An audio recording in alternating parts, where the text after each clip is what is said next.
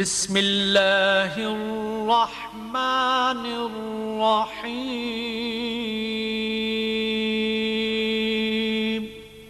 شروع اللہ کے نام سے جو بڑا مہربان نہایت رحم والا ہے۔ اعوذ باللہ من الشیطان الرجیم، بسم اللہ الرحمن الرحیم، نحمدہ و نصلی علی رسولہ الکریم، اما بعد فاعوذ باللہ من الشیطان الرجیم، بسم اللہ الرحمن الرحیم۔ دوستو، آج کا پروگرام غزوہ احد کے بارے میں ہے۔ غزوہ احد میں مسلمانوں کو کچھ دیر کے لیے شکست ہوئی تھی، جس کی بڑی وجہ نبی علیہ الصلوۃ والسلام کے ایک ارشاد پر عمل نہ کرنا تھی۔ اس وقت مسلمان چاروں طرف سے کفار کے بیچ میں آ گئے، جس کی وجہ سے بہت سے لوگ شہید ہوئے اور کچھ چلے گئے۔ نبی اکرم صلی اللہ علیہ وسلم بھی کفار کے ایک جتھے کے بیچ میں آ گئے اور کفار نے یہ مشہور کر دیا کہ آپ علیہ السلام شہید ہو گئے۔ صحابہ کرام اس خبر سے بہت پریشان تھے اور اسی وجہ سے بہت سے چلے بھی گئے اور ادھر ادھر متفرق ہو گئے۔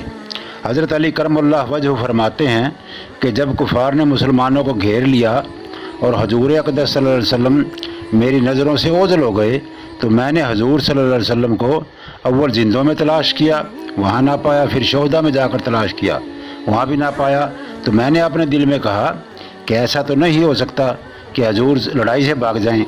بظاہر حق تعالی ہمارے اعمال کی وجہ سے ہم سے ناراض ہوئے، اس لیے اپنے رسول کو آسمان پر اٹھا لیا۔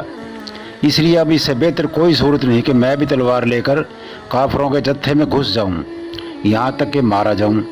میں نے تلوار لے کر حملہ شروع کیا، یہاں تک کہ کفار بیچ میں سے ہٹتے گئے اور میری نگاہ نبی علیہ الصلوۃ والسلام پر پڑ گئی تو بے حد مسرت ہوئی، اور میں نے سمجھا کہ اللہ نے ملائکہ کے ذریعے سے اپنے محبوب کی حفاظت کی۔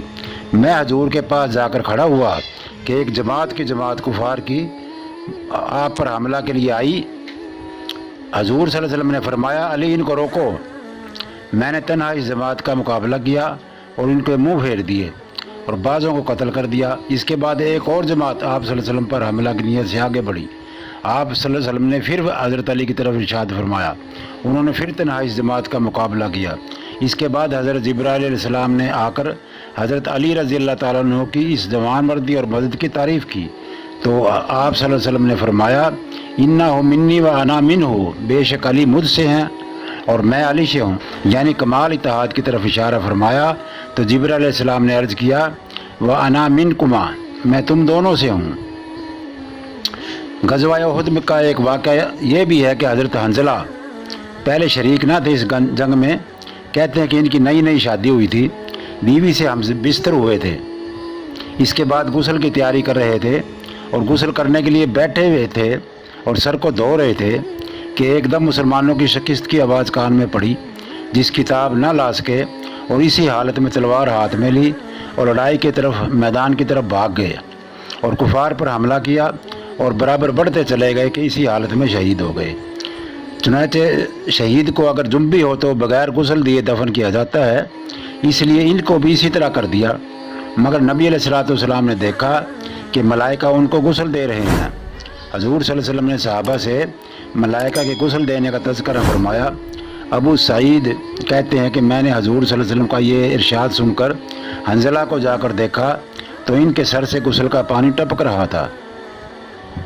حضور صلی اللہ علیہ وسلم نے واپسی پر تحقیق فرمائی تو ان کے بغیر نہائے جانے کا قصہ معلوم ہوا، اور یہ بھی کمال بہادری ہے کہ بہادر آدمی کو اپنے ارادہ میں تاخیر کرنا دشوار ہوتا ہے، اس لیے اتنا انتظار بھی نہ کیا کہ غسل پورا کر لیتے۔ دوستو، یہ صحابہ کرام کے واقعات ہمیں کیا سبق دیتے ہیں، اس کے لیے آپ غور و خوض کریں اور اپنے حالات کو بھی دیکھیں کہ ہم کیا کرتے ہیں اور صحابہ کرام نے ہمیں کیا تعلیمات دی ہیں۔ اللہ تعالی ہم سب کو اپنے راستے پر چلنے کی توفیق عطا فرمائے اور نبی صلی اللہ علیہ وسلم کی صحیح معنوں میں پیروی نصیب فرمائے۔ آمین ثم آمین۔